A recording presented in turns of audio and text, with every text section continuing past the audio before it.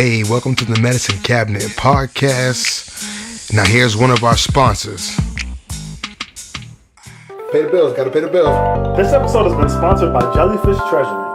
Jellyfish Treasury is a line of jewelry and other custom-created conceptual and sentimental treasures designed to both celebrate and contribute to life's beauty. You can collab with the jeweler and put the things you love in your accessories. Jellyfish Treasury began as a series of earrings with images of artists collaged with recycled materials, antique findings, and colorful beads from all around the world. Custom colors, custom fit styles for your vision. There are many ready-made items available, though the real heart of Jellyfish Treasury is making something out of the buyer's sentiment and the maker's imagination. There's already product made. If you're not sure what you want, check it out, get some ideas, make an order. Go. Adorn yourself with your muse.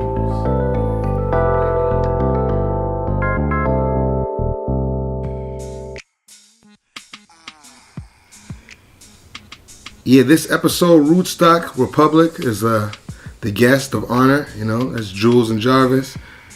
Yeah, we learned, I can't speak for everybody, but myself, I definitely learned a lot that this episode. She's just so peaceful. Both of them just so peaceful and have a positive way of thinking. And I sometimes keep some negativity in my life and keep it in the back of my brain. You know, like just from hearing the way they talk and the way they go about things and the reasons for doing things really opened my eyes on how I should probably be viewing things in other ways, and they kind of provoke my mind to go to take a different direction. But listen to the episode and let me know what you think. You can find us if you have any questions for the guests. Hit us up on the medcabpod@gmail.com. And yeah, make sure to follow us on IG, the Medcab Pod. That's THEMEDCABPOD. And on Twitter at the Medcab, THEMEDCAB. All right, we're live at the Medcab. Yeah, live at the Medcab. Thank you guys for coming out, listening again. The Medcab is where we bring artists and bring out the inspiration and the things that motivate us, and we try and bring that out of them and to you, for you guys. And today we got TJ, we got Lindsay, and the guest of ours we have Rootstock Republic. I always call it Roots Rock because maybe because I'm Jamaican, but it's Rootstock Republic. Saying Juliette and Jarvis, Juliette Jones and Jarvis Benson. So you're from South Carolina, Jarvis? From South Carolina. And you're from Buffalo? Buffalo, New York, born and raised. So how'd you get into music? What made you want to get into strings? Like violin and viola, you know, like of all things. Yeah. Of all things, right? Yeah. Yeah. My older sister actually started. She's a super brilliant attorney. Okay. With just a passion for music, but not really an affinity for an instrument. Yeah. And both of my parents, who really love music, were really adamant that both of their kids had to play. Okay. And so, because my sister apparently didn't show very much potential. Okay. Okay. Being the youngest sister. What instrument did she start on? She started with violin. She finished on piano, but she kind of quit both. And then on my 5th birthday, I literally started playing violin. And 28 years later, here we are. You said you're the youngest? I'm the youngest of 2. Okay, and she's 5 years old, you said? Yeah. Okay. Yeah. All right. Oh, it's the same me and my brother. Mm-hmm. Yeah. I didn't realize that. Me too. Your brother plays also? No. Not at all. So you're the only one in the family that plays? Or? In my immediate family, but my family background, we were all musicians, church musicians, singers, and all of that. But honestly, it was just by chance. By chance? Yeah. Cause for me, how I got into the strings is there was a program called Project Step. And STEP stands for String Training Educational Program. Mm-hmm. And they came to the inner city schools in Boston, and then they put on a performance, and the kids that reacted to the performance, they would invite to Saturday classes. Right. And then my older brother was saying part of that, and then I just kind of followed in his footsteps. But but what made you guys choose the classical strings, the training? What was that? Who showed it to you first, or was that just the instrument they had at school or something? Well, honestly, I remember going to, I think it was 5th grade, you decided which instrument you wanted to play. Mm-hmm. And I went to the class, and everybody was picking violin, everybody's picking cello. And viola, I'm always a different one. I'm always the oddball. I embrace that. So I was like, viola, what's that? I just started playing that. Didn't know what it was going to sound like, didn't know anything. But I started in 5th grade, and here I am today. And honestly, I did. In public school, I started in public school. Yeah. I had really great teachers to embrace my talent, my skill, and then that's where classical music started being part of my life, and it's been a part ever since. Okay. All right. And like your reason for getting, because you said your sister was yeah, well, my sister came up through the Suzuki method. Okay. So you and they had a pretty like big Suzuki community in Buffalo at the time. I think they still do, but yeah, I kind of came up through the Suzuki program, going to community school of music. All right. Because the school I went to at the time didn't have music, and then the Buffalo Philharmonic Orchestra at that time, was really bringing in some incredible artists, and they still are. But like I just remember, kind of in the like late '80s, early '90s, my mom took me to see Midori. Oh gosh, and yeah. That was the first time that I had ever like made an association with the fact that like I played this instrument she also played, and so that was the first time I'd ever feel like I like really heard it. She was a soloist like at one of the orchestras, like one of the regional orchestras I play with. Okay. And like at the reception, it's like, cause like she's been doing it since like what, age 13 or like it's like been, 6 I think or something like that. She's in like a 30 or 40 year career or something. It's like, but like to watch her like take photographs, it was kind of awkward, because it's like as soon as the camera is in front of her face, it's like a smile, but as soon as the flash goes off, it goes like straight dead face. It's like really awkward.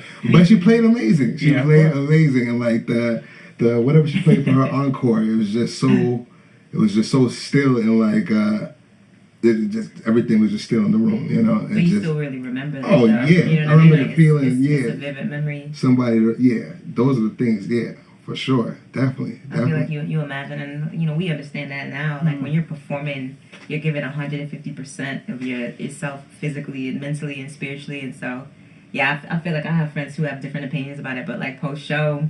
Like, how do you show up, when you want to engage with, community and, like, folks who've been there to support? Sometimes you actually just, like, want to chill and not have to engage. So then to go from being on to, like, needing to be on in this other way, I can imagine that's why she was maybe, like, a little deadpan, like, okay, picture, no picture.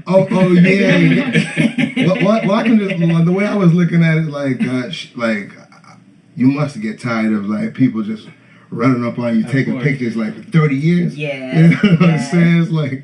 That's got to be a lot, But yeah. Occupational hazard. Yeah. But it's not the worst of things, though. It's not the worst. No. Not the worst of things. Yeah. I mean, hazard in a really loving way. Yeah. So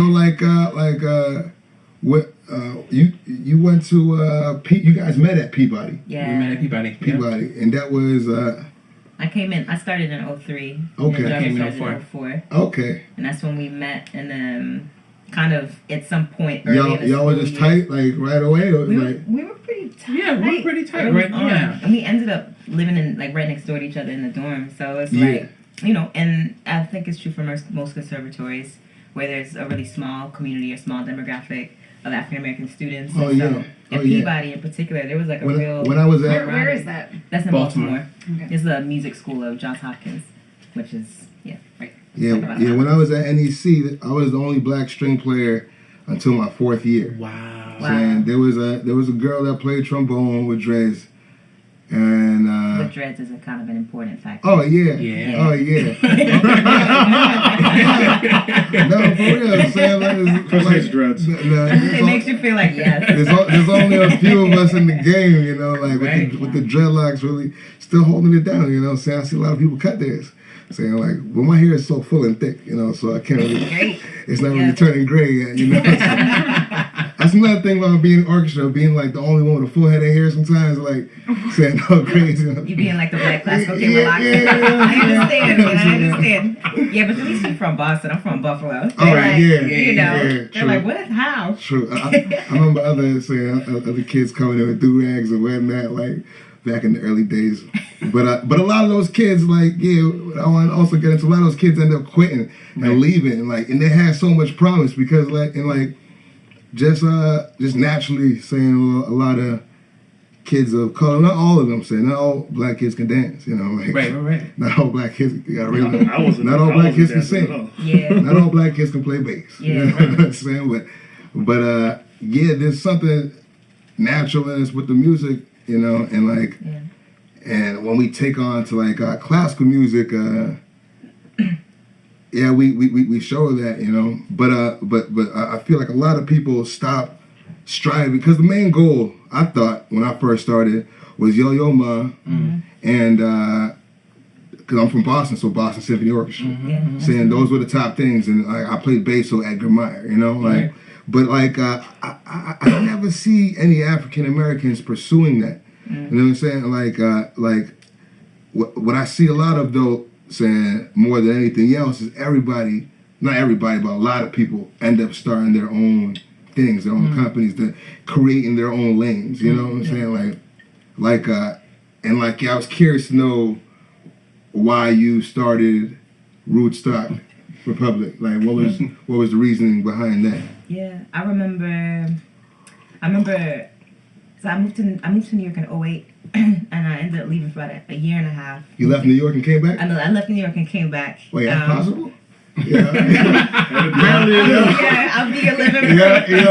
I've been scared. I'll be the barometer for possibility. I'm scared I'm not gonna come back. I'm staying. I'll keep my ass right here. I remember. I left for about a year and a half. I was living with my sister in DC, and at the time, I remember we were watching TV. We were watching some award show, some late night show, and it was like over the course of a couple months, it was like every time we saw strings, like there was never any diversity represented. And I don't mean like all white and like one Asian person, or like all white and like two black people. I mean just like really just as diverse as the history of all these instruments. Like a Jay-Z concert. Yeah, but oftentimes not even then, to be honest. You know, like really not even then. You know, I think you know there's a lot of preconceived notions and like misconceptions about, you know, who and what a string player is and what they should look like. And I remember at the time my sister and I were thinking, they were like, you know, what if we could actively create a space for folks of color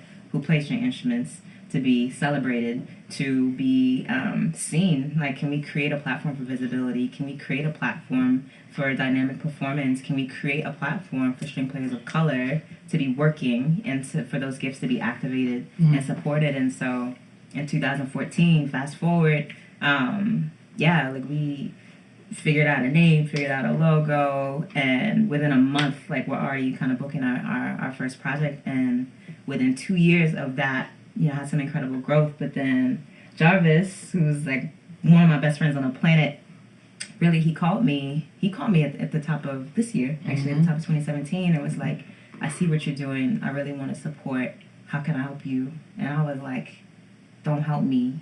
Just help me uplift this vision. And so that was really, that's really so much of... Because you don't want to tell nobody what to do. You know what I'm saying? Yeah, and it's not about us individually. It's like, you know, we're a company that creates a space. That's really what it is. It's not Juliette, it's not Jarvis. Like, we are, you know, executive members of the company, and so making a lot of decisions, but we create a space for folks, you know, to come together. You know, we love to be collaborative. It's like, you know, we call you know, it's like we have like kind of like our core five, you know, like people like who we call all the time, because like we wanted to establish a foundation. We wanted to set a certain precedent. And I think that's what the beauty about Rootstock is, and one of the things why I latched on is the fact that, like she said, it's not about us. It's not about the players. It's about everybody. You know, it's about everybody shining. It's about everybody having a platform where they can speak their voice. It's not Juliette's voice. It's not my voice. It's Rootstock's voice. And Rootstock's voice is collaborative. So if Chris is playing, Chris has a voice as well. No one's muted. And we celebrate that. Yeah, and that's what we want. That's what we strive for. And I think that's what we want everybody to feel. The audience, the players, our clients, the people we're collaborating with, all of those things. No, that's dope. Yeah. No, that's dope. Can you go into a little bit of like how it actually looks in practice? Because I was like looking around at your website, and I think that the name is beautiful and the vision is great. I'm having a little bit of a hard time like seeing how it works out concretely probably because I'm not a musician myself, but Right. I think it'd be cool to hear a little bit about like what you've actually done with your collaborations and Yeah, like for how it sure. actually manifests. Yeah, well, I'll say this year alone has been An super amazing profound. year. I mean, Yeah. and It's been then, crazy. you know, we have monthly meetings Mhm. where we assess what our goals are on a week-to-week, month-to-month, annual, and kind of like 2 to 5 year basis. Sometimes those things will shift a little bit, but within the first 6 months of the year, we had scored and played for a major film, which is being released on Netflix in 2 months, actually, Mudbound with director D. Reese. Oh wow. What's it called? Mudbound. Yeah. Starring Carey Mulligan, Mary J. Blige. You You were on that session. You scored it? No, but we played that Okay, session. okay, Yeah, no, okay. we played that session. Yeah. Tamar Kali was the film composer on that project. But the thing that was so incredible about a project of that nature was it was the first time that we have seen anywhere where the 3 major players in terms of producing the music for that were 3 black women. It was like Dee Reese, woman of color, Tamar Kali, woman of color, and myself as a contractor on that project, woman of color, hiring an all POC string-led ensemble. Like literally, it doesn't happen. Right. And so what we challenge in terms of the status quo is, hey, this other reality is possible. And so our work is really rooted from a place of we have something to say. We are not to be exclusive, but we also want to create a space for folks to celebrate, because it's like when you look at Hollywood or you look at what a film scoring room even ever looks like, Oh yeah. it is white men. maybe, like literally, I'm stretching by saying maybe 1 person of color. Literally. I mean, you look at the American Orchestra right now, it's maybe 2%. Maybe less. I think it's 2.4. Okay. You might have gone up in the past 50 years. Okay. You know what? That's good. Progress is progress, but we can do a lot better, you know. Yeah, And for so sure. it's like we've done film, we've like worked with choreographer, we work dance, we're scoring a major play that's going to be, you know, the world premiere is at Jiva Theater about the life of Frederick Douglass and Susan B. Anthony. He was a self-taught violinist, so it's like we're creating a space to tell really dynamic stories and to also feature and center Like another thing, like one of my ex-girlfriends, she was like, damn, I didn't know that you could even, I thought this was just a hobby. I didn't know you could make a career out of this. You know what I'm saying? And like she's not the first to say that. yeah, I know. And then I also had my first student ever. His pops came to me. He goes like, my mom's told me like you can be president, you know. Yeah. But he's like, you know, what the fuck you talking about, mom? You know what I'm saying? But he goes, Chris, you gotta understand. All my son knows is a black president. You know what I'm saying? And all my son knows about classical music is his black teacher. You know what I'm saying? I was like, we do have an entire generation of folks who like literally only know Barack Obama in terms of like the living president. yeah. But right, like part of I think is true for like no matter who you are. There's a lot of power in seeing yourself. When you see yourself, and it's like this kind of slides over more to the work that Jarvis is doing personally. Like Jarvis is in the midst of, you know, founding an academy for really gifted and exceptional black string players, but it's like the work that we do is having such a pronounced and prevalent effect on the next generations of like string players, musicians, just individuals, you know, how they may and can, and the possibility of them contributing to like society at large. And so it's like to see Jarvis do what he's doing, it in a sense almost gives people like a certain permission to be like, oh, that's possible. I can do that too. That's not odd. That's not weird. That's not rare. That's not, you know what I mean? Like it creates a certain space, and I think we're trying to create that. And I Some pipes. Nothing. What's it called? Improvisation, you know, we're really into that too. So. Not like, and I think that's one of the good things about, you know, what, you know, she said about developing the school and just the whole process of Rootstock and how we operate. It's just the idea of building something that someone can fall into and say, yes, I can do the same. Yeah. And just creating that. Yeah, like that's why I was so interested in this podcast, was like just to really honestly to try and inspire people, because like I have fallen short of things sometimes just from like not believing in myself, like, but believing in the doubts. You know what I'm saying? Absolutely. And like those things come up, but like I'm trying to bring these stories so when people hear something that's similar to their story, they go out and do it. You know. I think that's I think. But seeing it and hearing it, you know what I'm saying? Like we're saying, Absolutely. Seeing is everything. You know. Marketing. Absolutely. Saying like, absolutely. We trying to get marketing on this podcast. Saying marketing, like the reason marketing is important because people pay for marketing because it's a real thing. You know, like seeing. You know.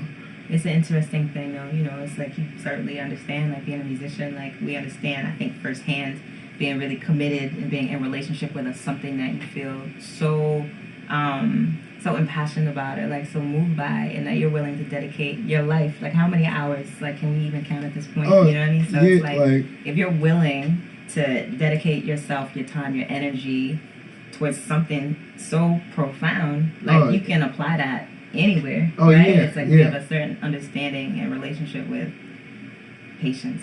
Oh my gosh. With determination, with the money, with money, with the ideas of perfection, with ideas of failure, and all that kind of in between that comes with that, with whatever is, however you identify success or struggle, or you know what I mean. Like if I feel like it contributes to your life, also whatever you're saying about the marketing, you're like it's possible because you've already done the impossible. Absolutely. At this point. You know what I mean? Like that may be like a little cerebral, but. You know what I mean? Like I think there's ways that connect. Somebody taking a shower right now? Should we do you want me to run upstairs? Nah, it's all good. Let it be clean, bro. We live right now. That's part of it. I got the headphones on, just coming in so direct. It's real grassroots recording right now. We don't have any money. We don't have a fancy studio. I'm all good with the grassroots. Yeah, it's good. Now what you call the last episode we did was like outdoors, and like I was just staring around the whole time, helicopters going everywhere because I get everything that's coming in, every knuckles that's cracked, every chip that's being dipped. Of course, so I hear it all. So I'm like, that's how you know it's real. Yeah. No, definitely unscripted. No, but but I hear now. I'm getting an understanding because visuals, you know, and like I'm still waiting on that, like the Yo-Yo Ma, the Black Yo-Yo Ma, or the Black Bernstein or something like that. That's really gonna. And I think that's what's beautiful about Rootstock and beautiful about building something of your own. You need the foundation first to get there. Absolutely, because the thing is that you just don't see it. I know for me, like growing up, it's just something that I didn't see. And of course, as a Black musician, you know, we have, you know, music inside of us, whether it's classical music or whatever. Yeah. But honestly, you look on stage, there's no motivation. Yes, you have the motivation inside of you, but if you don't see someone that looks similar to you, it's defeating to you. Yeah, and that's you know what I mean. It's very intimidating. You know, it's interesting too, and I feel like Jessica McJunkins, who is one of our principal violinists in Rooststock too, made a really great point, because I feel like there was some article going around about Chevalier being known as the little Mozart. And, the point that she contested, which I really agree with, is like, why does he have to be the little Mozart? Why couldn't he actually just be Chevalier? Right. You know what I mean? Like, why does he have to stand in the shape of someone else, wonderful, who's been, but like, why does this African-American man have to just live inside of the shape that Mozart has created? Like, why couldn't it just be like, there's Mozart, there's Chevalier, not the little Mozart? Not the black Mozart. What if it was phrased as a Mozart of his time? Or maybe what if is that different? Maybe it's just Chevalier. Were they around? Were they contemporaries? Like maybe that's enough, though. You know what I mean? I think maybe that's the point, that like we don't need a Black Yo-Yo Ma. We just need some really powerful Black cellists, which we have and have seen and heard, but maybe the platforms for visibility, I think, has been pretty limited. Because you think of like Eugene Moy, like he's just as old as Yo-Yo Ma's, been around forever. Incredible impact in terms of being a cellist, conductor, and composer, but you don't really know that name.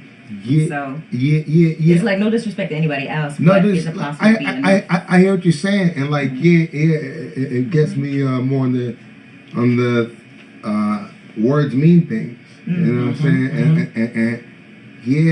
And like I don't want to bring this shit up, man. Like it's like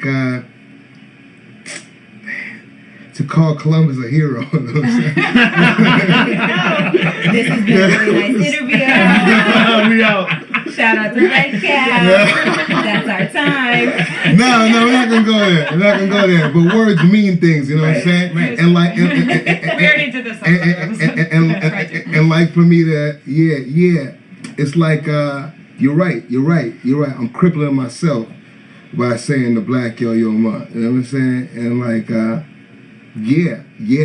And it's the idea. Yes, we understand what is intended by it. Yeah, Absolutely. But I yeah. think it's the idea of why can't we have our own identity? Why can't we have an identity where people recognize us and it's not so compare funny. It's so funny. Sean's one of our other hosts, you know, and like saying, Sean, I love Sean, saying, and sometimes he likes to play devil's advocate, and I'm thinking what he would say, saying, even though we're just having so much peace and love, you know what I'm saying? It's just like I think. For instance, can I say button real quick? Wait, sorry. He was trying to challenge, like, cause like, no, like, cause like when the things you were saying, like, I'm thinking like, how would, like if somebody white was to say what we're saying, you know what I'm saying? Like, but they wouldn't say it like that, and they didn't say it like that, you know what I'm saying? But like, cause like the way you say it and you approach the things is so peaceful and so much love in it, you know what I'm saying? When you, in your words and when you bring them across and they're going through my ear, you know, it's like, yeah. I just want to say that you don't call Elvis the white Chuck Berry.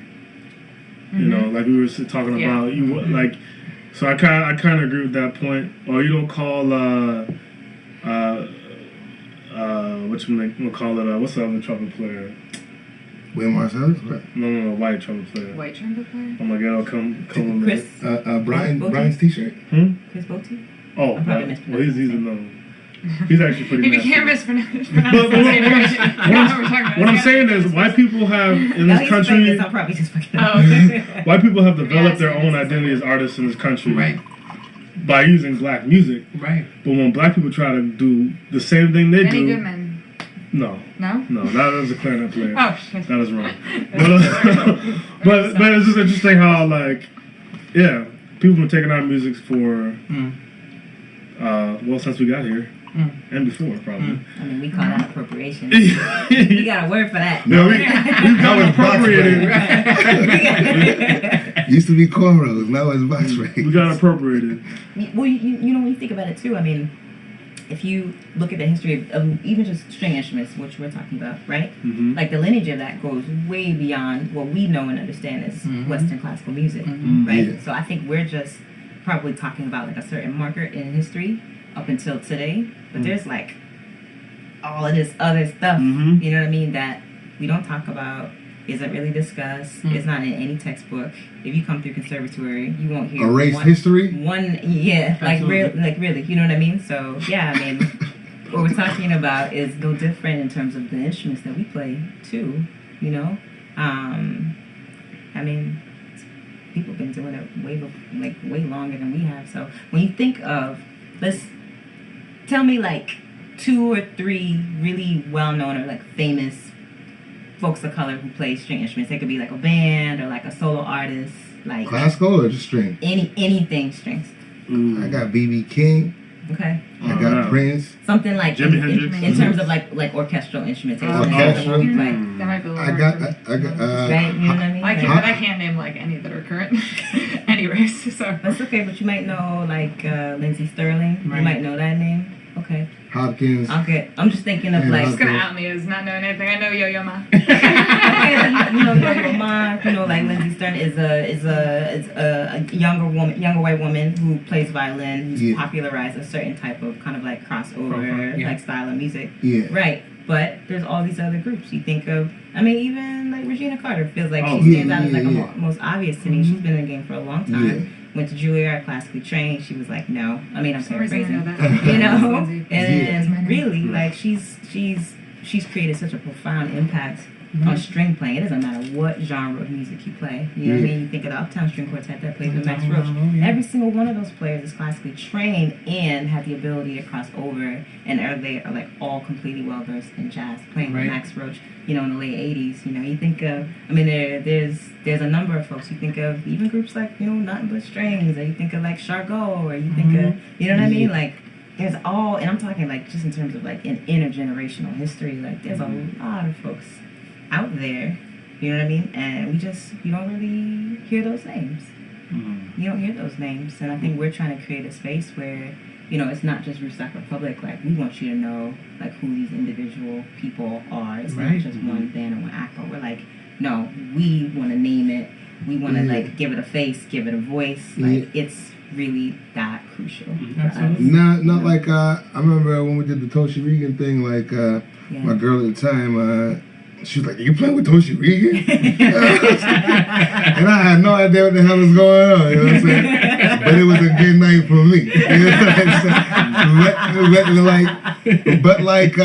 Yeah, you're right. Toshi Regan been a matchmaker for all kinds of ways for a long time. But yes, but she was on saying before Rootstock, and then like you were the one that really introduced her to me, even though everybody else around me knew. You know what I'm saying? Yeah, like like you're saying, like all those other names is the platform is important. Yeah.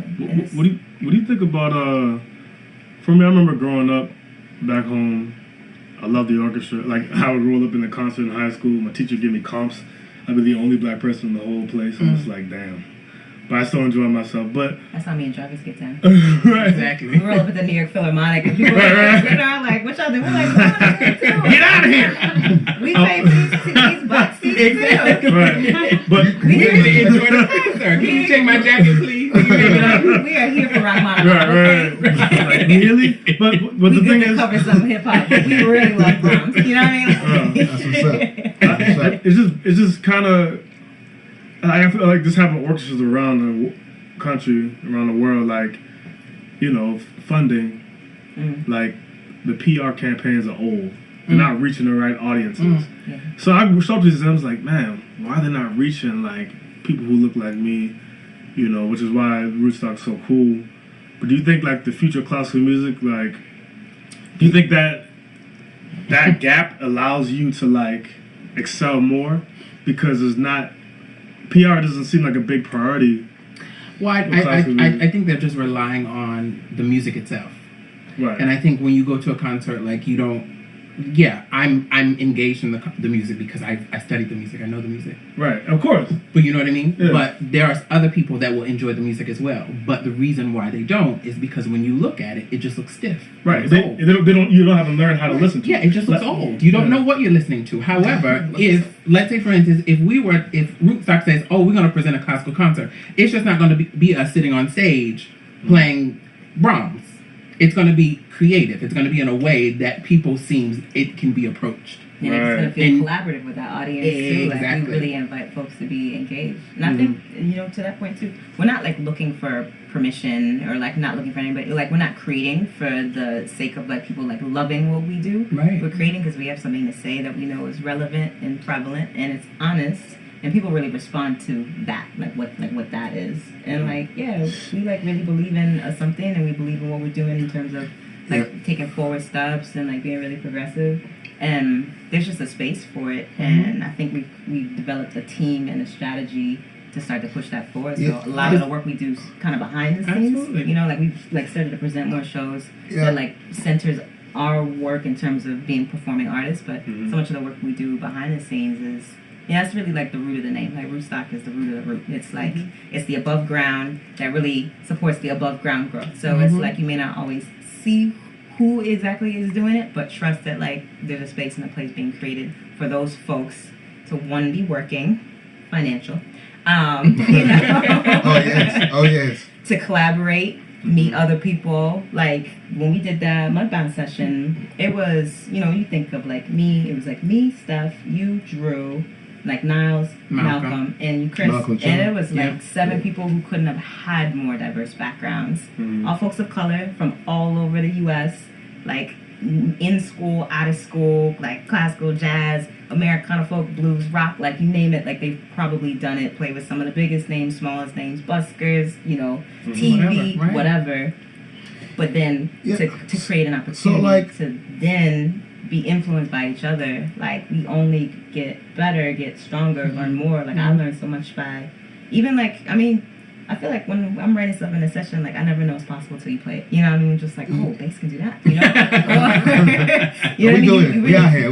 Right. You really inform a lot. I feel like I learned so much from Jarvis. Like, you know, like when I'm playing, I'm like, oh, that's a really great way to do that. You know, it's like, it's never just like a singular or like linear experience. Like we really take so much from each other, and we invite each other to grow and invite each other to come in a space of vulnerability and like that. And that's what's missing. Part of the process.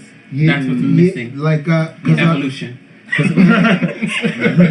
Because I was thinking, because like when I was growing up, like to go back to some of our earlier conversation, like my teacher is like really beat it into my head. Like she was like, my teacher is like, Chris, I'm a woman and you're black and you got big lips. You know what I'm saying? Like, she was like verbatim. She said that shit. No. I got love. I'm not gonna disrespect my teacher. I got love her. Saying no, but she said some messed up shit. She said some messed up shit. But she's like, yeah, if we're gonna do anything, we have to work twice as hard. And they try to beat it to me like this. The prestige is like a top orchestra or like solo saying of some European things or so European music, and like when I hear you guys talk, it's like I felt now like damn, I fucking limited my instrument for years, you know, like, or limited like other angles, cause I would walk down the street and everybody be like, oh, you play jazz, and I wasn't ready to play it on the spot, you know, so I get mad, you know what I'm saying? Absolutely. And so I spent my whole life, like not my whole life, but a good portion of my life, like just going heavy with the classical, you know what I'm saying? Like trying to get to that level, but then I also felt they wasn't trying to let me in neither. And like, but at the same time, like you got to stay focused on the goodness of things. Absolutely. And like, and just because all the negativity is just distractions. You know what it's I'm so funny that you said that. I was the same exact way. All I wanted to do was classical. That's something that's been drilled in my head. Yeah. But at the same time, I thought to myself, you know, I've been raised around all this beautiful music. I enjoy all this beautiful music. Like, why am I getting upset? Like, yes, I understand why I'm getting upset when someone asks me if I play jazz. Chris, why are you upset? Yes, I play classical music. I've spent hours studying classical music. Jazz is not something I play. But the reason why I get upset is because it's an outward thing. People look at me and expect that's the only thing that I can do. That's why I get angry. You're a rapper. But right. But now, and thankfully for Juliette. No bars. Right. For Juliette and Rootstock, that's something that's something where evolution is happening. We're evolving from this whole idea of playing just classical music. Well, it's crazy though, because I feel like, you know, if you're a classically trained musician of any variety, he's probably gone to some kind of music school or conservatory. Absolutely. And then I think the stigma is that it's classical music or nothing, you know? Yeah. And it's not that. It's really not, or it's classical or jazz, absolutely. You know? Oh, and it's just like music is so wide and expansive, and you know, I'm like, let's make room for all of it. It's so funny. I thought like that, and all I listened to is reggae and hip hop.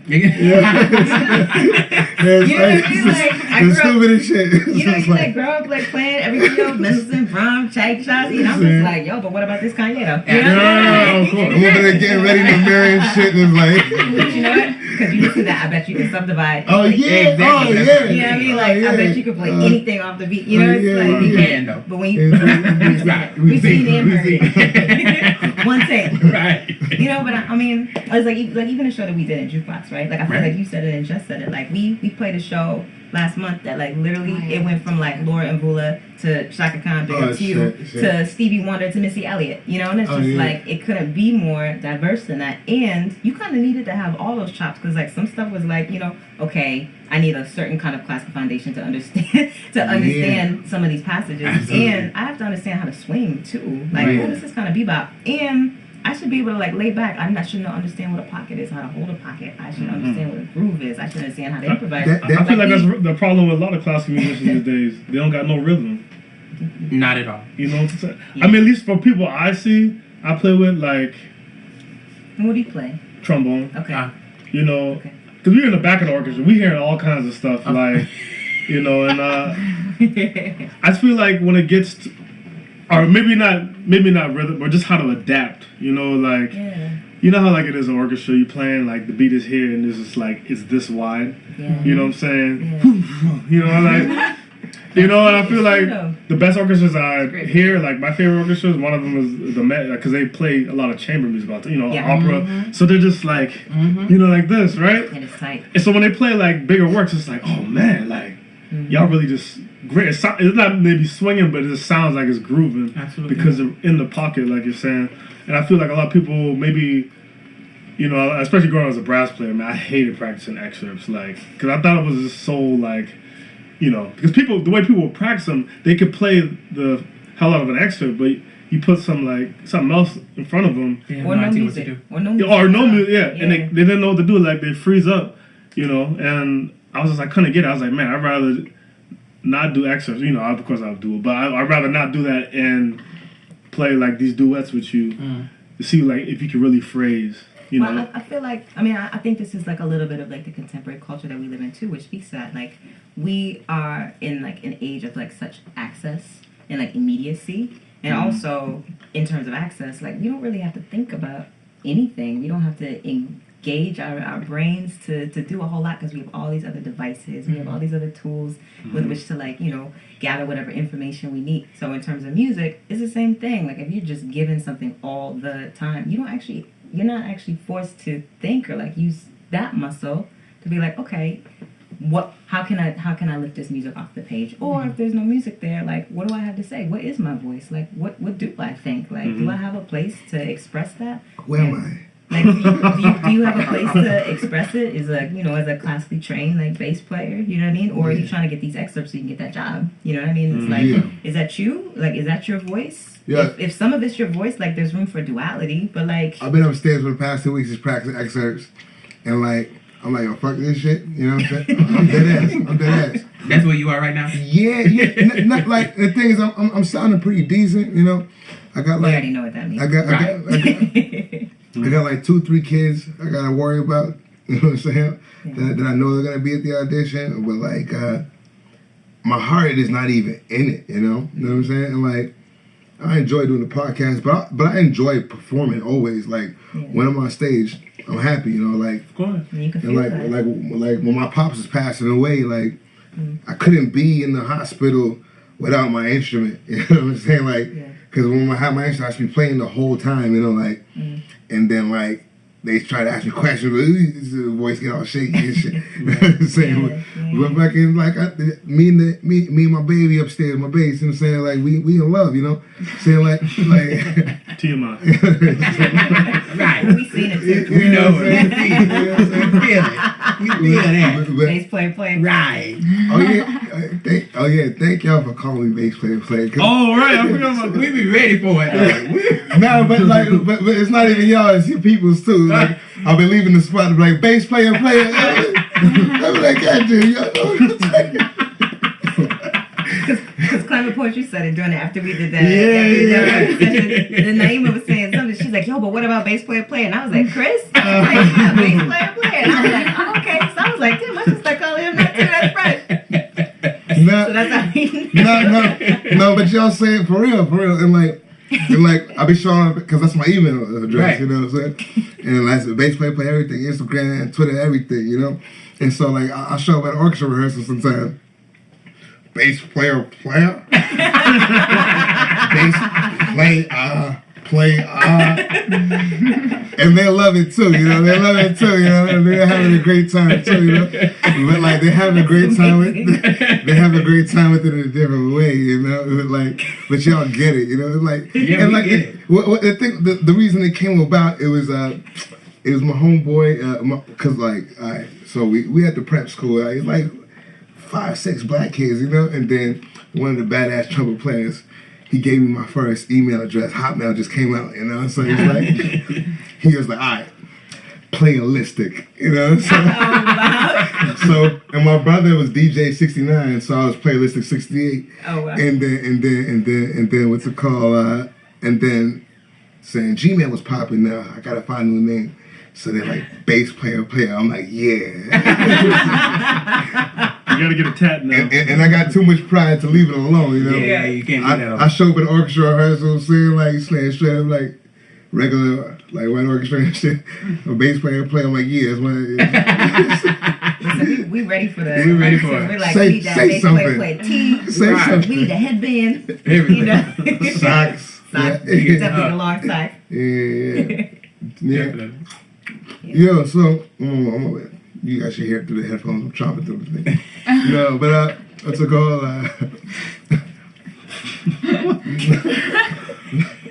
That was amazing. No, That was. I'm like 2, 3 It was drinks. perfect timing too. Shout out to bass player. No.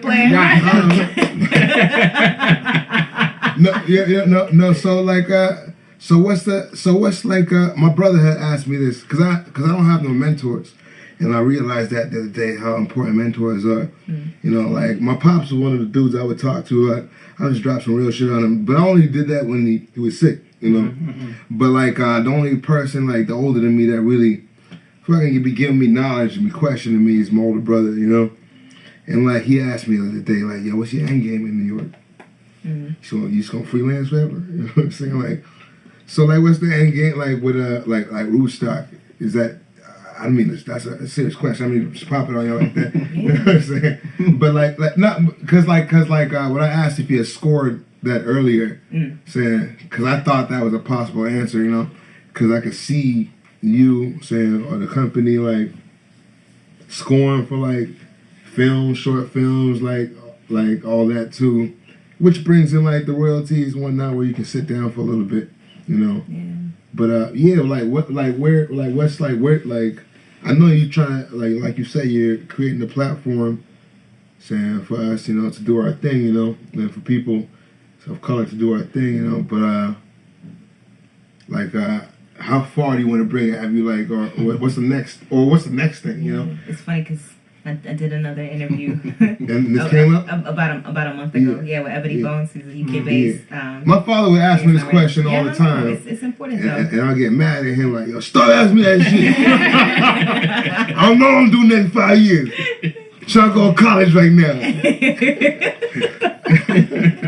No, I mean I feel like the way that I answered that then, and I feel like, you know, at least my point of view, and I like Jarvis, you know, I like will weigh in too. Is the most important thing to me right now is legacy. That's the most important thing to me. It's like, again, it's like, you know, it's beyond us, it's beyond the here and now. It's like, you know, what happens in terms of creating a space for the next indefinite period of time. You know, like, can we help to shift like the reality of what it has been and what it currently is? There's a lot of organizations, you know, and a lot of collectives and a lot of initiatives that are already doing that, and it's super powerful. And like, in what way can we contribute to that?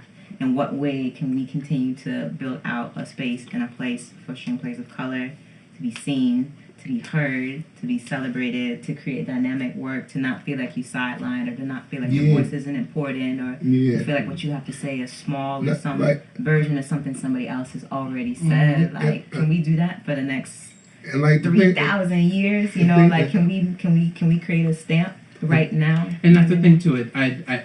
We don't think about it as, and yes, we plan ahead, but it's not necessarily we think about what do we expect Rootstock to be doing in the next 5 years. I think it's just more so, what are we doing now in order to shape what's happening next? Yeah. And I think, you know, a lot of companies and a lot of people, they focus on, you know, where I want to be, and they forget about what you're doing now. And I think that's one of the really good things about Rootstock. We have clients, we develop those relationships with those clients, and our legacy begins, and then everything just transpires from there. Everything rolls from there. I get so tired of classical music sometimes, you know, like, well, when I say classical music, I mean, how you really feel about it? I mean, like playing orchestra. Like the thing is, like, I'm not like getting that. Like, I get up in Lincoln Center from time to time, you know, but it's like I want to be up in Lincoln Center where I'm just chilling, you know, right? And like, yeah, that's a very comfortable type of life, you know, like, right, absolutely. Down camera, you throwing stuff at me. Your reaction was. Yeah, but I get frustrated with it. But do you think you ever want to go international? Well, I think that's for you. It's not for you, no. Not for Chris. Yeah, we would love that. Yeah, I mean, we definitely have plans. Like go to Africa? We would love to go to the continent. Absolutely. We have We have a client that we work with in South Africa. We have this client, Ebony Bones, in the UK. And the project that we scored for her, we did some music preparation, arranging and transcribing for a big project she's working on with the Beijing Philharmonic. So we didn't play that project. And, you know, there's some other things in the works that we're not at liberty to talk about right now. But there's plans ahead, you know, within the next year and a half or so to continue to develop out, like, that work. And so we have folks in Brazil, and like we have folks where we have a couple of contingencies kind of all over right now. So Rootstock is New York based, but the impact is global. So we have a couple of like pinpoints that we're looking at, and a couple of residencies that we're in development right now. And so yes, and I think that's, you know, of course we're creating a platform for everyone to speak of, have a voice, and, you know, highlight these beautiful musicians. But at the same time, I think the beauty about Rootstock is we call ourselves, and we are, quote unquote, we're fixers. Like, if anybody has a project, that's what we go in and do. Like, we create, but at the same time, we are collaborators. So if someone brings us on to a project and they need us in any other way than just sitting down in our chairs and playing, we're going to give you more than that. We like to show up beyond the work. You know, oftentimes I feel like, you know, we've worked with this incredible local artist, Juliette Jones, who's Buffalo based, and like literally turn around the next week and work with One Republic, you know, and it's like they literally said the exact same thing. And like, I'm just to give you an idea of like the range. Literally came into a project, we could have sat down, showed up, played our notes, and like let that be that. But it's like we came in, we saw like a room to maybe help improve, and like lovingly made a suggestion for something, and so it was like, oh, we never would have considered that, or we've never worked with string players like this before that were so involved or so willing to collaborate or so willing to just offer something beyond just sitting down and showing up to play notes. Like, that's what we want to do. You know, like our clients become friends, and they become, you know, they're more than just colleagues. Like, we are really into building sustainable relationships and partnerships with folks. And so everyone we work with so far this year, I feel like we've worked with 2, sometimes 3 times already within the same year, and it's just because of a certain precedent that's been established, and that's so important to us, you know. It's never just a gig for us, you know. We really try to think long term in everything that we do. You know, Climate Poetry is a great example. Like, literally just off the strength of, you know, playing one gig or playing one session, it's like, oh, wow, we didn't realize that this is what it could be like. You know, working with Drea, you know, on the Spirit of Nina retrospective project. What's that names I always get? Climate Poetry, Naima and Alixa. Okay. Naima and Alixa. Naima Penniman and Alixa Garcia. Which one's the taller one? Taller is Naima Penniman. Naima has the shorter hair. Alixa with the locks. Alixa, I always forget Alixa now. But yeah, you know, it's like you think, and it's internal too. You know, it's just like we try to call the same people often, and when we have opportunities, we really look to continue to expand what that is. You know, oftentimes, you know, we're confined by certain budgetary limits when we're working with artists, but when we have an opportunity, we like to stretch all the time. Like, if you have a budget for 2, we're like, well, what about 4? You know, like, or, you know, it's like, you know, we just worked on a session a couple weeks ago, a hip hop project, and it's like literally, like, this artist had never done this before, and I was like, you know, I know you want some strings, but like, what does that mean? And he's like, oh, you know, violin. I was like, oh, so violin, viola, cello, upright, bass, and harp. And he was like, oh. Yeah. And now, you know, and it's like, and then like 2 years ago when we did that project, I was like, oh, what about sitar? Like, what about, and so now he's like, I want to work with sitar. I want to work with harp. Like, I understand what these instruments are. Like, also allowing folks like a space to be like, shout out to that. Like, shout out to that. Wow, like I could also incorporate this in my work, or there's a space for this. Or a couple people came up to us after the show and were like, we've heard harp, but we've never seen it live before. Like, the orchestra plays daily, you know. It ain't too many days that they're not on stage. So that to hear an adult in their 40s say that is astounding. You know what I mean? Like, when the access in a place like New York, you know, in a city like New York, I'm like, yeah, but you can see that like any day. Absolutely. You know. There was a kid, but maybe you can't too though. Maybe there's a kid that came up to me on the train and saw me with my bass.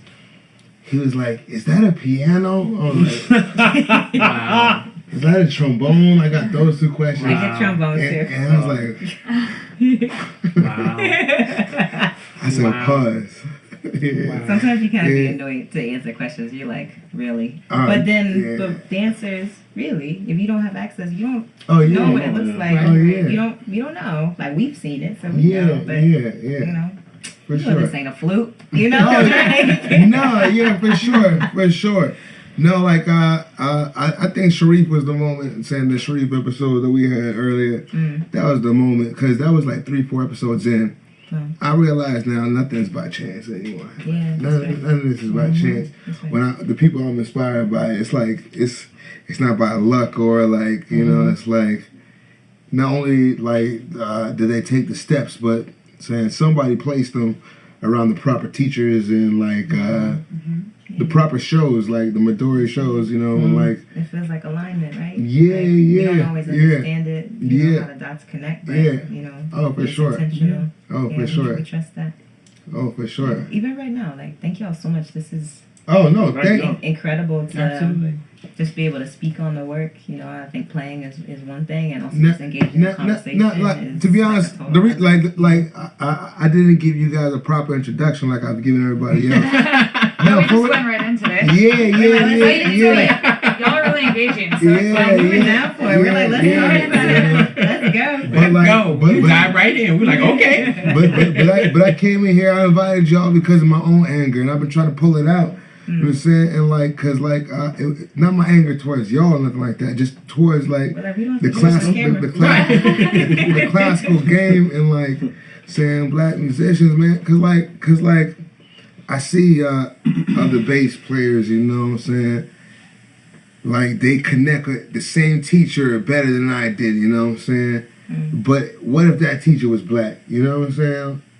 Saying like, what if that teacher was black and like because I can't talk about hiking and fishing and shit like that. I mean that goes to something that I'm very passionate about. Well, you hiking and fish? No. Just the idea. I did just go on a hike yesterday. Like, no, I fucks with hikes too. You like hiking? You do that. I like hikes too, but like I didn't.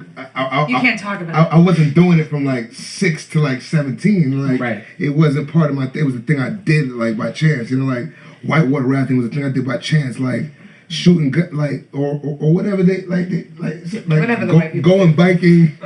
On a brunch. Well, listen, like, it's the same thing. Like I went rock climbing yesterday. It's like kind of like a birthday present, and like literally like there was a black instructor there, and it was like 4 black women like taking this introductory class, and he was like, I was hyped when y'all walked in because he was like, we just don't really see too many folks of color in here. He was like, you know, black people climb too, and it just like it hit me, and I was like, it kind of doesn't matter what your thing is. Like it's just important to be seen. And he was like, he got hyped to tell us about the first annual rock climbing festival in Alabama, and I was like, why are you climbing in Alabama? Like, what's good there? What are you doing?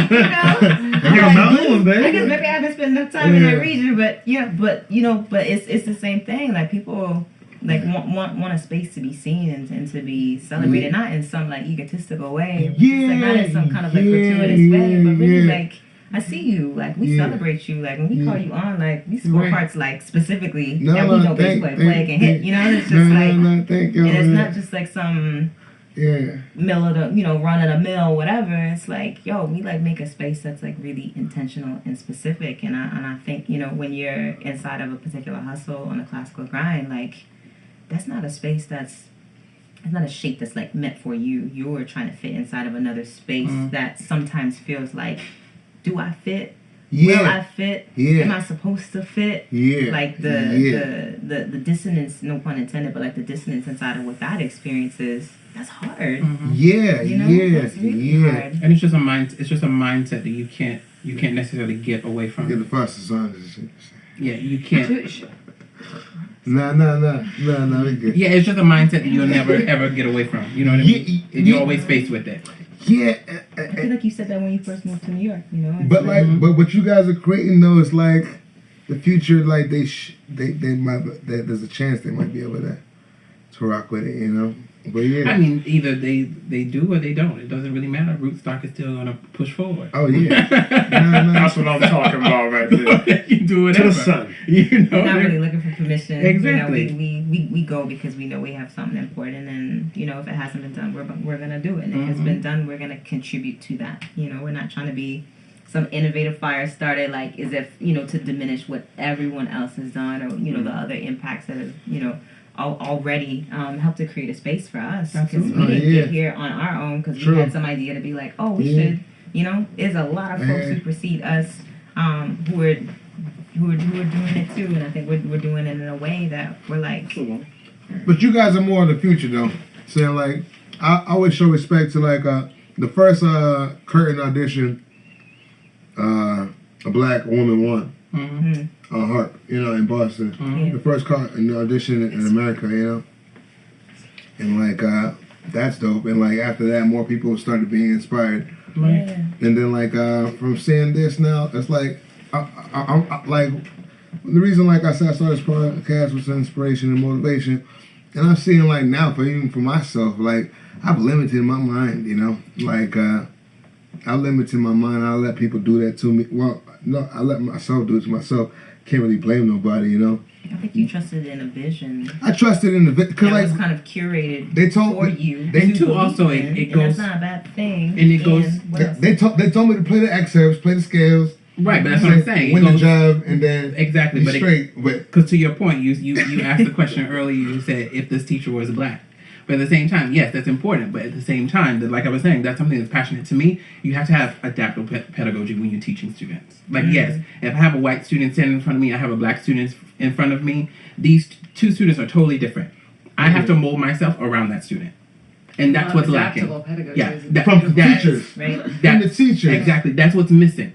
It starts early on. And it has nothing to do with what we have here. Yeah, it's what started early on. And it's not even just black and white. You heard that it wasn't my fault. But it's true. Like if you have a teacher, a white teacher standing in front of a black student and a white student, how often are they going to adapt themselves to understanding that you have so much to offer, and the student as well? This student as well has so much to offer, but at the same time, I may have to rework myself in order to break through to this student. Yeah, it's so and crazy. That's what's missing. I'm all about that too because like adaptable. I teach at coin that. Yeah, that was a great. Put on a T-shirt. It's really good. No, that's the book. Please don't say that. Seriously. I teach from time to time. Bestseller. I teach time to time at like a summer festival for like 4 weeks at a time, 3 weeks at a time, and like I do have to adjust to the kids, like I remember the first girl, they didn't tell me she was like had a learning disability. Absolutely, yeah. I said nobody told me that. I said I'm over here shouting at the little girl. And then like two weeks into the 3-week program, like she's learning disability. But but I would like treat different students differently, and my favorite students was like the hard-headed kids, like trying like just figuring out their path until they get them like motivated with music, But you're right. Saying like you have to figure out a way to get your students motivated because like the reason or help them to access like what they need to do exactly versus just having this blanket thing and then having this almost like blamatory if you're not shaping up to it to actually take the time to figure out where is somebody struggling because I don't think anybody's ever approaching something like an asshole like I'm just going to do this wrong. Right. That's incredible. I had a teacher mentor, Diane Monroe, who kind of took me under her wing. Like literally she's the reason why I graduated from college and am standing where I'm at, like literally because she saw me and she said I can help you. She said you're not getting what you need. And I literally like was working at a restaurant and I was like at a time that Amtrak was really affordable. I got on a train every single week to go to Philadelphia from Baltimore on a weekend. Really affordable? Oh yeah. At the time, I mean you could get a ticket like $100 round trip or less, like at like same week. And I was going to her house in Philly every week to take these lessons that were 2 or 3 hours. And I remember like I was saying something. I was like, I'm so grateful to have a teacher like you. And she was like, you can never call me your teacher. She's like, I'll be your friend, I'll be your mentor. But she's like, I'm not showing you something that you don't already know. She's like, I'm just trying to help you get there a little faster. And she's like, you have to trust that you already have it. And she's like, I'm just helping to like push the process along. And it's exactly that, It's just like for somebody to be like. I think people who are in a position often to be a teacher or to be a mentor, there's some sort of insecurity even in that position where they have a hard time almost like getting to that point where they're maybe vulnerable enough to be a mentor to like to be able to acknowledge like because almost like admitting that like you might have to adapt to different people which is to admit that, like, admits, or it makes it look like maybe you have some sort of incompetency, or that's the fear, rather. Yeah. I don't think teaching is supposed to be this perfect thing either, though. Like, is the teacher Oh, sure. not, like, It's learning not. something It's too? not, but Things that's like the that problem. impacts That's the student, problem, though. is that Yeah. is that to admit, like, I have to modify this for different people. I think a lot of people who are in the position to be that teacher, to be that mentor, have a fear that that then might reflect that there's something that they're incompetent. They don't know. Well, the thing is with Yeah. me, I mean, Or they have a fear that they won't be able to actually accomplish it. and Right. and something and that, one of the things of why this speaks true to me is because when I was, when I was studying in school, I had one teacher telling me that, oh, Jarvis, grad school's around the corner. Do you feel comfortable? I don't think you're ready. Maybe you should pursue something other than music. Maybe you should go to fashion school or something. So, of course, this teacher is known for, Killing dreams. great pedagogy, teaching fantastic students, Not adaptable pedagogy. but not adaptable. But I found a We know what teacher. it is. I found a teacher who's, very much my mentor, very much my friend now, that grabbed me by my hands and said, "No, you're not going to do this. You are going to play music." He molded himself around me. He molded himself to make sure, yes, you don't have the resources. I'm going to give you the resources. Yeah. And I owe that to him, because otherwise I wouldn't be sitting here having this conversation or being part of Rootstock. You know what I mean? And that's why I'm saying that it's important to have this mindset that I need to mold myself as an educator, as a teacher, mold myself around each of my students. Yes, don't get me wrong. I'm a teacher. It's exhausting. You get home and you're exhausted. But I'm not going to be stuck in my ways to say, this is the way I teach, this is my pedagogy, and I'm not going to teach anything else. Yeah, that's not teaching to me. Yeah, my brother started school out in Arizona. Shout out to Sounds Academy, Phoenix. Yeah. But small plug, saying nah. But like, cause like me and my brother would get into little battles, cause like he was the reason brothers competitive, you know what I'm saying, with each other. So like I'm like, yo, I play. You know what I'm saying? Like, you know what I'm saying? And he's on his teaching game, and like, but in school, like he shows the kids how to play, how to book tickets, how to be the sound guy, how to be how to do the lights, the carpet guy. You know what I'm saying? The design guy. He shows them every aspect, and he's like, yo, Chris, you ain't gotta like just play. You know what I'm saying? Like, and like he was telling me that from early. You know what I'm saying? And like, and like my teacher put my horse. I'm not gonna blame my teacher. Saying I put the horse blinders on myself early. And like it's a blessing to hear all this now and like connect with my brother. Saying it's my blood. You know what I'm saying? But that's really powerful. Yeah. Because we see a lot of people who never get that. Absolutely. Yeah, and they do it to themselves mentally, and they got the talent. Cause the reason, like one of the reasons I brought y'all here, because it's like I'm still in the game, y'all still in the game, but I seen a lot of people fall off, and like as far as saying POCs and saying they just went to other paths and different careers, you know, because they felt like they didn't have a place, you know. But like I felt I had to stay in one lane, and y'all like I'm gonna find a lane. You know what I'm saying? I'm gonna make my own lane, and I'm bringing everybody with me. You know what I'm saying? And like the whole squad. you know what I'm saying? And like it's that DJ Khaled shit. It's just all love. You know what I'm saying? You know what I'm saying? Like No, definitely. And like that can't lose. You know? Yeah. Definitely. Do you have any gem drops? gems? That name is so perfect. I just feel like I don't want that to be missed. I was reading that earlier and then just hearing about like what you're doing, and I'm connecting it back to what I read on your website about like actually what the name is. If you could just review that one more time before we end, because I think it's important. Yeah, sure. Oh So, yeah, I meant to ask that Rootstock, earlier.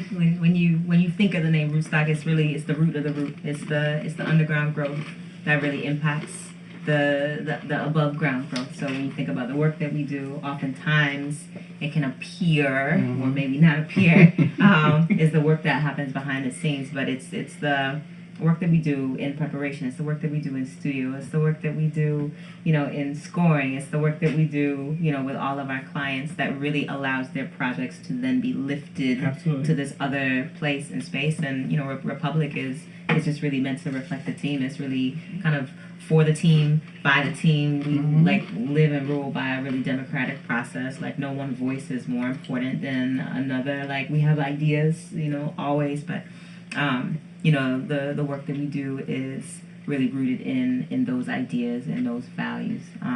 Like everything beyond that is really just an outward reflection of those core values. And so, yeah, that's Rootstock Republic. I mean, that goes back to the legacy. Yeah. Rather than just like where are you in 5 years? Like, what are you doing constantly that's going to build into the legacy that you want to create? Yeah, maybe what's our 5-year marker, not what we want to do in 5, but like where we're going to be. You know? Like an idea of it, and Absolutely. like a setting like a thing, like having a value, a legacy that you're going to go back to, a pinpoint that you can always build into. And the main thing is, it's like Juliette said earlier. It's not; these are not gigs for us. You know, it's about building clients, building relationships. So then later on, 5 years from now, setting a precedent. exactly. Right. That person calls us. We call that person. When you guys said legacy, you know what I'm saying, like, and like I'm guilty of like thinking short again, because like when I think of the word legacy, I was just thinking about my like with this, just my kids just to be like, yo, granddad or daddy did this. Yeah, of course. They can hold it and read it. You know what I'm saying? Like they can That's hold one it. example of legacy. They can hold Absolutely. It's it. an Nah, example. but you guys are talking about like movements. I'm just talking about some selfish. But that fits selfish into the feelings. movement. Yeah, That of fits course. into That's it. part of the movement. Yeah, you know what I'm saying? I need being mad. Legacy has a lot of I need to expand my That is so shit. self-deprecating. You know what I'm saying? You good, bass player. You good. Player.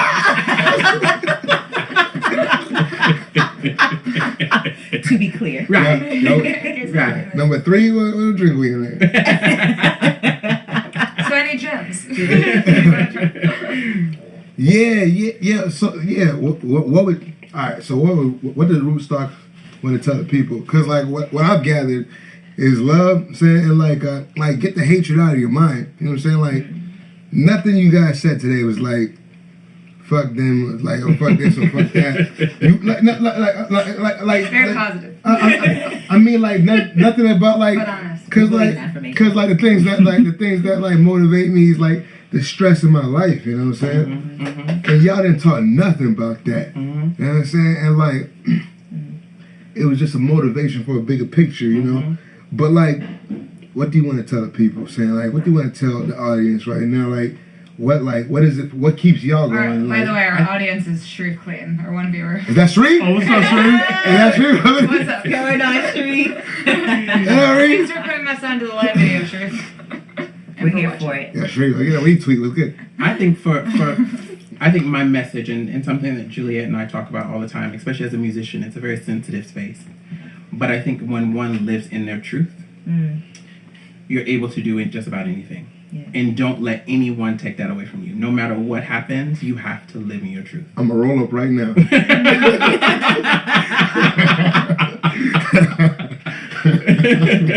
You have to. You was right. And it's so crucial to build a team and a support system. Like really, nothing we do is ever by ourselves, you know. And we like to give props to every single individual, mind, hand, every single thing, you know, in terms of what our process is from start to finish. I mean, when you see Rootstock Republic, like know that it really is a collaborative experience. Know that there's a lot of hands, a lot of minds involved.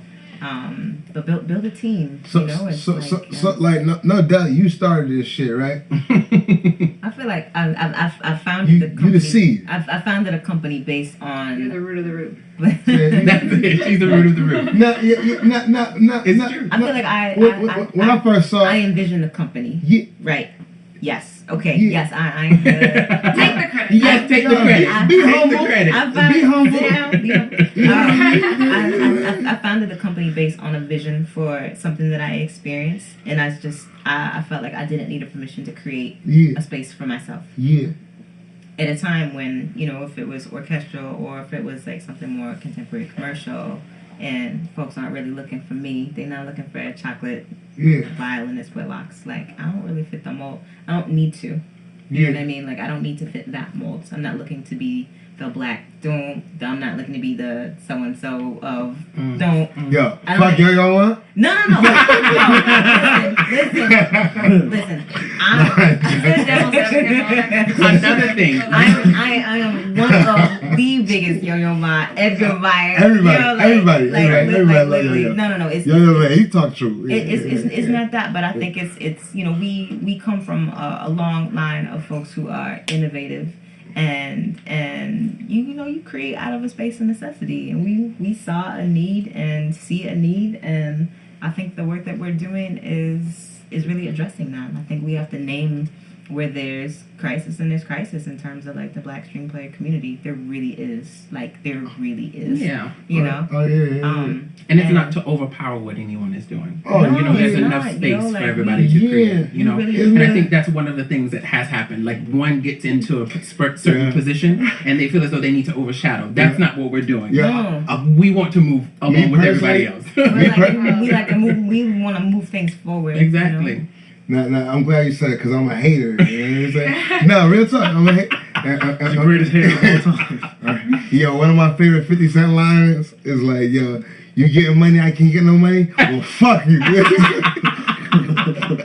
That's one of my favorite lines. Full circle. Right. And I live by that. Yeah. But even like real talk too, it's just like, know that, anytime, Jarvis or I is reaching out, to you, Chris, in particular, like, it's not even just like, yo, are you available for this gig? Like, we're like, yo, you are part of the family, you're part of the team. No, if Chris say no, what's gonna happen?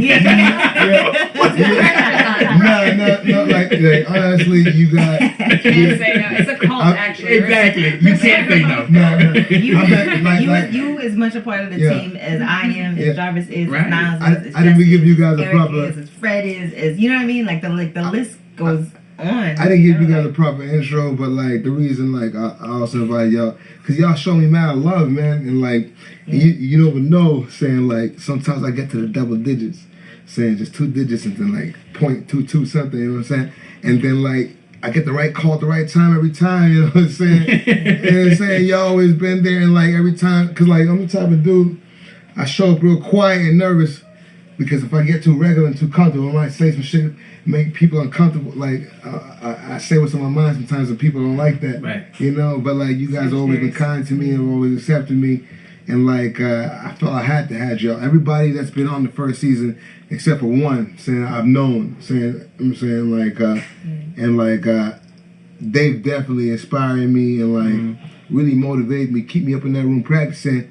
And I show up every time. I promise to show up. Saying every time too. Saying like, and you guys do. And like another thing too is like y'all dark like me. Saying like a lot of string players saying be light. You know what I'm saying? Be mad light. And I'm not hating on light skin niggas. You hate no light skin.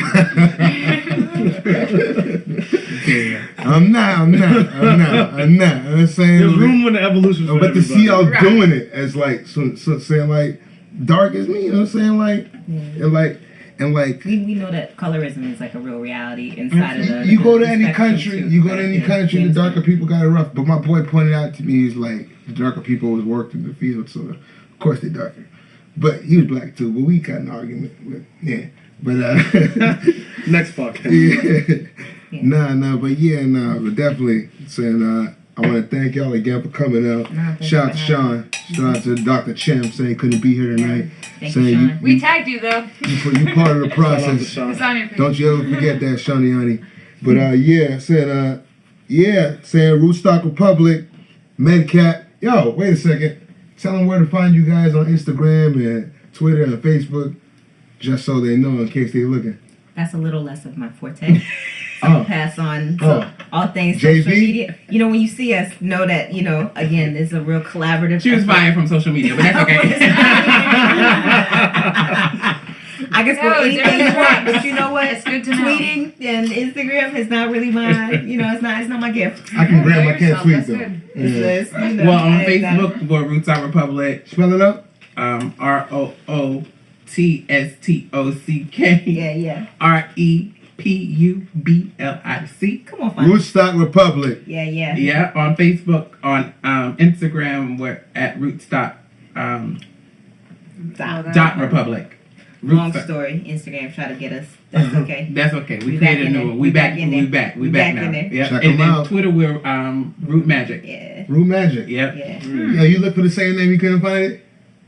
Huh? You look for the same name on Instagram and Twitter, you couldn't find the same name? My sister actually had a vision about that. And so that was like shout out to my sister Annette. Okay. You know, she said Root Magic. She said Root Magic. Okay. She's one of our executive members and also our legal counsel and like one of the initial minds kind of behind the project. And so that was like a little shout to family is great. You know what I'm saying? Supportive family is great. She keeps us in order. Another gem. That might be No shade. You know, we got a lot of family. We do. I'm saying. Maybe I'm talking about myself. Saying. I'm saying just supportive family. Because you know. Yeah. That's a point. That's a point. Yeah. Yeah, not disrespecting my family, you know what I'm saying, but like I haven't seen your family at concert in a minute. I ain't hating on them. So we busy, we got work. You know what I'm saying? I understand. That's The it. bills to be paid. But I'm gonna bring y'all up. I'm gonna keep on inviting y'all. That's all right. No, it's good. I mean, I think that's the thing too. It's like, you know, when we can be in support of each other, like on and off the stage. I think that's also part of the build too, right? You know, like It's important. like I can't even tell y'all. This is like a little personal, unrelated to work. I can't even tell you what it meant yesterday. Like I had this like surprise. I'm about to get tearful. I had this surprise birthday dinner yesterday. That my partner like helped to organize, and literally to see Jarvis, to see Chris, to see Jess, and now like 4 people who we work together all the time, but it's like to feel like these folks are also my family, like that you would want to come out and like take time. But that's also just representation of what the company is about. You know what I mean? That too.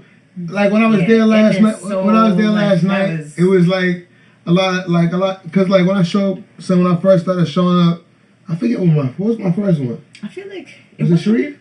No. Maybe it was for Sharif. She was early, I know that. Yeah, because you know we did that session at Grand Street. I think that might have been. And like, thank God I knew Sharif, like not thank God, but like I know Sharif, but I played a couple of gigs with you here and there by then, you know what I'm saying? We just knew of each other, I think. Yeah, and then like just the connection that like it built, and then like to see everybody from the party from all the years that I've known you, and like to see everybody like show up, I'm like, damn man, this is real. Like a lot of people really got love, you know. Right. Yeah, that's what it feels like on and off the stage too, though. It's like it's family. Like Rooststock is a creative space, but it's also a safe space. Right. Oh you know? We really feel like we have each other and we hold each other down, and that's crucial. You know, like I can't imagine it any other way. I feel like it wouldn't be right.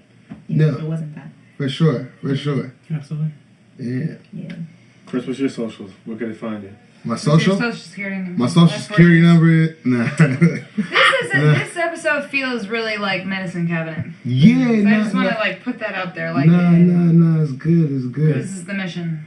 Yeah, we trying to. I got motivated. I don't know about y'all. Yeah, we hyped too. We about to go have a meeting right now. Right. I have horse blinders on my whole life. You know what I'm saying? Like, yeah. Well, where can they find Medicine Cabinet? Oh, the where Medicine can they Cabinet. find Bass Player? Where can they find Bass player, everything. Shawnee you Sean? Is that what you said? Shaniani.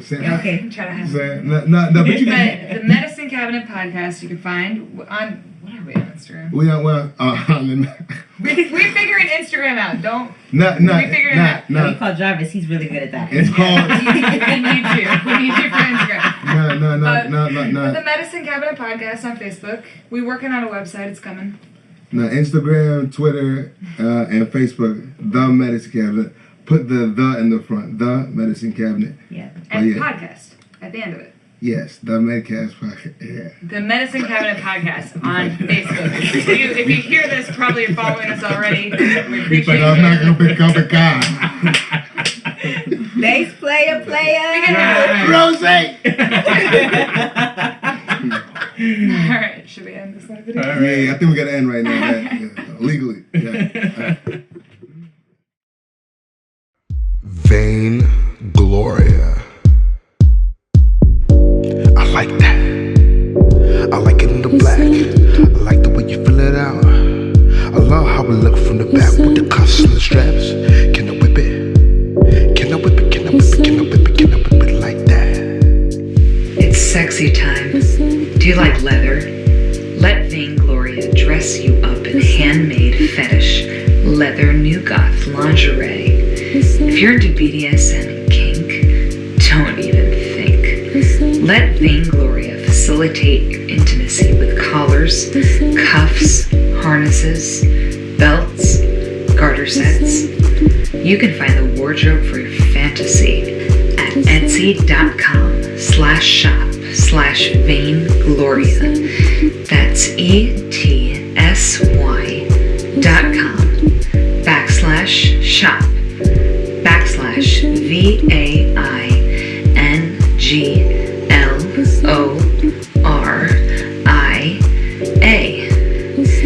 Use the code MEDCAB to get discounts. MEDCAB. Hey, how's it going again? Yeah, thank you guys for listening. Really, really appreciate it. Really do. Cannot deny that. Yeah, thank you again to our sponsors, Jellyfish Treasury and Vaingloria. Without your support, we wouldn't be where we are. But yeah, thanks. But the last song we have coming in today, saying the featured artist for this final episode of the season is King Malachi, Hustlin' Boy. Yeah, I first saw him when I was down in Atlanta last Christmas at a live show, like open mic night over in Atlanta, and everybody was like really drawn to this guy. The way his the response that he got from the crowd was just amazing, and he's got like this real soulful voice. But this is the song that he had closed with, and I hope you guys enjoy it the same way I did. All right, here it goes. On the south side, where the hustlers play, young and stacking G's by every day.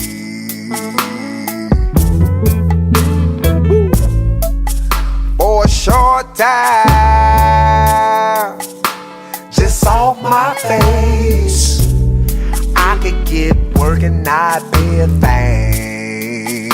See, I was a hustling boy, living in the city streets. I used to hang outside, smoking on a gang of trees. I used to pray on my knees, cause the police watching me.